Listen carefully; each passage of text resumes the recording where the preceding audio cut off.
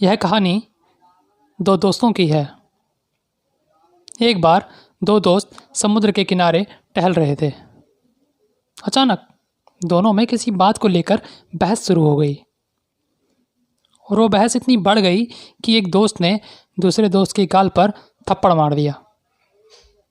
जिस दोस्त ने थप्पड़ खाया उसने वह बात जाकर रेत पर लिख दी कि आज मेरे दोस्त ने मुझे थप्पड़ मारा है।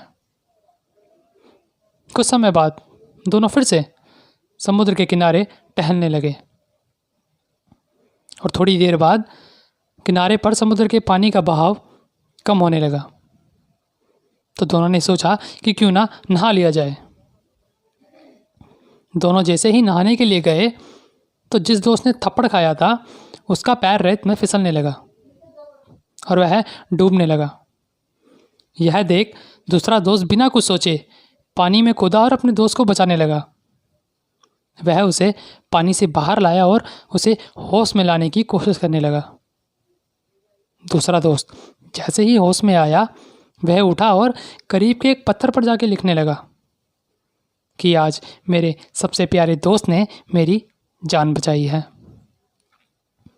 यह देख दूसरा दोस्त उससे पूछने लगा कि यह तुम क्या कर रहे हो? जब मैंने तुम्हें थप्पड़ मारा तो तुमने वह बात जाकर रेत पर लिख दी और अब जब मैंने तुम्हारी जान बचाई तो यह बात तुम पत्थर पर क्यों लिख रहे हो? दूसरे दोस्त ने जवाब दिया कि जब तुमने मुझे थप्पड़ मारा तो वह बात मैंने रेत पर जाकर इसलिए लिखी क्योंकि मैं उसे याद नहीं रखना चाहता था, और अब जब तुमने मेरी जान बचाई तो यह बात मैं पत्थर पर इसलिए लिख रहा हूँ क्योंकि मैं इसे भूलना नहीं चाहता। हम अक्सर जब कोई हमें दुख देता है या कष्ट पहुंचाता है तो हम उनसे दूरियां बनाने लगते हैं, और इसके उलट जब कोई हमारे साथ कुछ अच्छा व्यवहार करता है या हमारे लिए कुछ अच्छा करता है तो हम उसे अधिक समय तक याद नहीं रखते।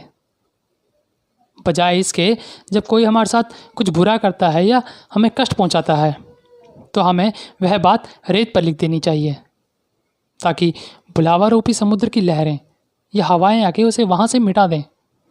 और जब कोई हमारे साथ अच्छा व्यवहार करता है या हमारे लिए कुछ अच्छा करता है तो हमें वह बात पत्थर पर या अपने दिल पर लिख देनी चाहिए ताकि उसे वहाँ से कोई मिटा ना सके।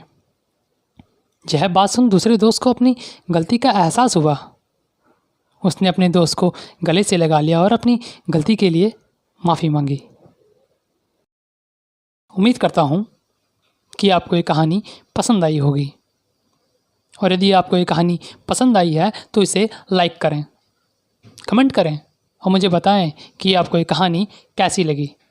सब्सक्राइब करें ताकि मैं आपके लिए इस प्रकार की कहानी, कविताएं, किस्से लाता रहूं। तो आपसे जल्द मिलूँगा किसी नई कहानी, कविता, किस्से के साथ, और तब तक के लिए नमस्कार।